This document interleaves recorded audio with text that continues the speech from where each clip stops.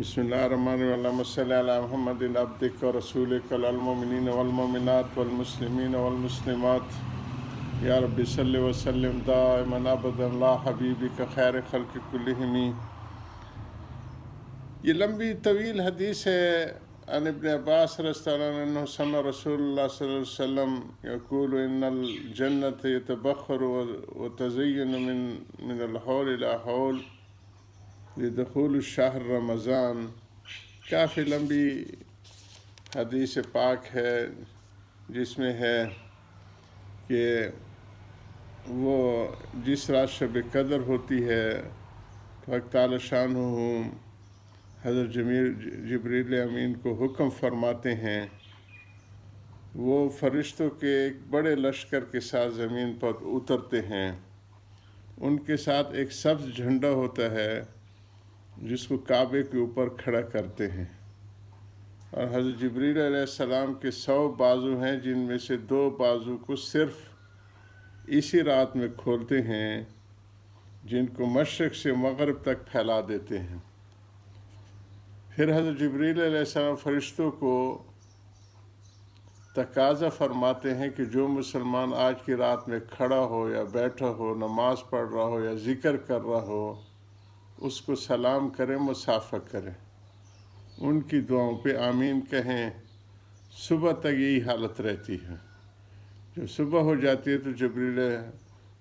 अलैहिस्सलाम आवाज़ देते हैं, ऐ फ़रिश्तों की जमात अब कूच करो, चलो। फ़रिश्ते हज़रत जिब्रील अलैहिस्सलाम से पूछते हैं कि अल्लाह ताला ने अहमद सल्लल्लाहु अलैहि वसल्लम की उम्मत के मोमिनों के हाजत और ज़रूरतों में क्या मामला फरमाया। वो कहते हैं कि अल्लाह ताला ने उन पर तवज्जो फरमाई और 4 शख्सों के अलावा सबको माफ़ फरमा दिया। सहाबा ने पूछा, या रसूलल्लाह वो 4 शख्स कौन हैं? इरशाद हुआ कि एक वो शख्स जो शराब का आदी हो, दूसरा वो शख्स जो वालिदैन की नाफरमानी करने वाला हो, तीसरा वो शख्स जो कतअ रहमी करने वाला और नाते तोड़ने वाला हो, और चौथा वो शख्स जो कीना रखने वाला हो और आपस में कतअ ताल्लुक़ करने वाला हो। फिर जब ईद की रात होती है, उसका नाम आसमानों पर लैलतुल जायज़ा है से लिया जाता है, और ईद की सुबह होती है तो हक़ तआला शानुहु फ़रिश्तों को तमाम शहरों में भेजते हैं। वो ज़मीन पर उतर कर तमाम गलियों रास्तों के सरब पर खड़े हो जाते हैं। ऐसी आवाज़ जिसको जिन्नात और इंसानों के सिवा हर मखलूक सुनती है, पुकारते हैं, ऐ मोहम्मद सल्लल्लाहु अलैहि वसल्लम की उम्मत, इस करीम रब की दरगाह की तरफ चलो जो बहुत ज़्यादा अता करने वाला और बड़े से बड़े कसूर को माफ़ करने वाला है। फिर जब लोग ईदगाह की तरफ निकलते हैं तो हक़ तआला शान फ़रिश्तों से दरियाफ़्त फरमाते हैं, क्या बदला है उस मज़दूर का जो अपना काम पूरा कर चुका हो। वो अर्ज़ करते हैं कि हमारे माबूद, हमारे मालिक, इसका बदला यही है कि इसकी मज़दूरी पूरी की पूरी दे दी जाए। हक़ तआला शान फरमाते हैं कि ऐ फ़रिश्तों, मैं तुम्हें गवाह बनाता हूँ, मैंने इनको रमज़ान के रोज़ और तरावी के बदले में अपनी रज़ा व मग़फ़िरत अता कर दी। और बंदों को खिताब फरमा कर इरशाद होता है कि ऐ मेरे बंदे, मुझसे मांगो, मेरी इज़्ज़त की कसम, मेरी जलाल की कसम, आज के दिन अपने इस इज्तिमा में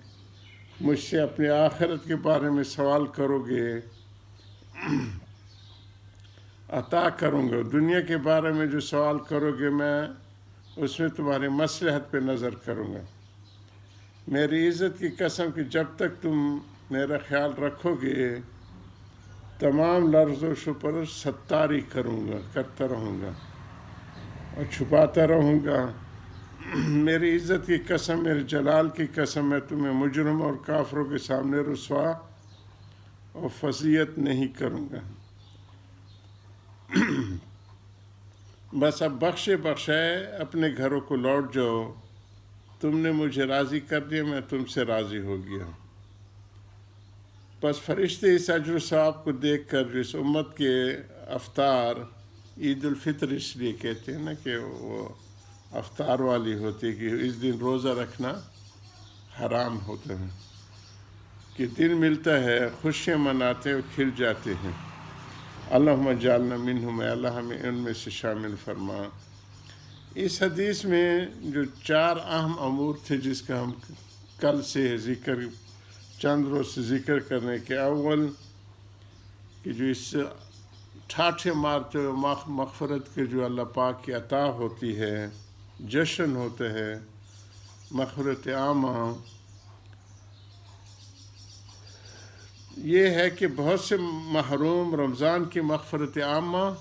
سے بھی مستثنا ہے، کہ جس طرح اس حدیث کی شروع کی میں بتا دیا ہے کہ کینہ رکھنے والا والدین کو تک، تو اس کو حضرت در تفصیل سے بتا رہے ہیں کہ وہ عید کی اس مغفرت سے بھی مستثنا کر دیے گئے ہیں۔ رمضان میں بھی وہ محروم رہتے ہیں اور عید میں بھی وہ محروم رہتے ہیں، اور جبریل کی بددعاؤں میں بھی ہوتے ہیں، حضور کی بددعاؤں میں بھی شامل ہوتے ہیں۔ اللہ تعالی ہمیں اس قسم کی محرومیوں سے اور شقاوتوں سے، بدبختیوں سے محفوظ فرمائے۔ اب بھی وقت گیا نہیں ہے، آخری دن باقی ہیں، 3-4 دن، اس میں اللہ کو اپنی ہمت دکھاؤ، عاجزی کرو، اپنے بندوں کے آپس کے حقوق میں جو ہے معافی تلافی کرو، تلافی ممکن، اور کل جب ایسے حاکم کی پیشی میں جانا ہے جہاں نہ عزت وجاہت کی پوچھ، نہ مال و متاع کا کارآمد، وہاں صرف تمہارے اعمال کی پوچھ ہے، اور ہر حرکت لکھی لکھائی سامنے ہے، تو ان سے معاف کرو، اہل سے جن سے کچھ کہا سنا سب سے معاف کرا لو۔ دوسرا امر جو ہے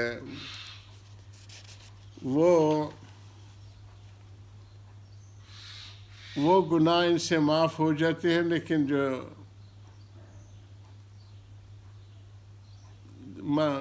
کہ اس پہ توبۃ النصوح ہو، اس کے بعد دوسری مرتبہ، یعنی جن گناہوں کو اللہ پاک معاف فرما دیتے عام طور پہ وہ بھول بھی جاتے ہیں، اور اگر کبھی یاد آئیں تو ندامت سی ہوتی ہے اور شرمساری سی ہوتی ہے، اور ابھی جو معاف نہ ہوئے ہوں تو اس کے اوپر نفسانی لذت ہوتی ہے۔ تیسرا امر جو ہے وہ فرشتوں کی مغفرت پہ گواہ فرمانا ہے، بڑی تفصیل ہم اس کی گزشتہ مجلس میں کر رہے ہیں۔ اور چوتھا یہ کہ اللہ پاک فرماتے ہیں کہ میں ان کو کفار کے سامنے رسوا نہیں فرماؤں گا، اس کی بھی تفصیل ہم کر رہے ہیں کہ ان کو بلا کے ان کے گناہ یاد دلائے جائیں گے، اور پھر اس کو بخش کے وہ جو یبدل اللہ سیئاتہم حسنات، کہ ان کی گناہوں کو نیکی میں بدل کر جنت میں داخل فرمائیں گے۔ 5واں امر جو رہ گیا تھا ہماری گزشتہ نشستوں میں، امر ضروری یہ کہ حدیث بالا میں عید کی رات کو انعام کی رات سے پکارا گیا ہے۔ اس رات میں حق تعالیٰ کی طرف سے اپنے بندوں کو انعام دیا جاتا ہے،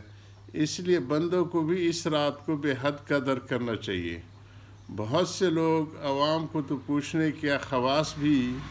رمضان کے تھکے ماندے اس رات میں میٹھی نیند سوتے ہیں،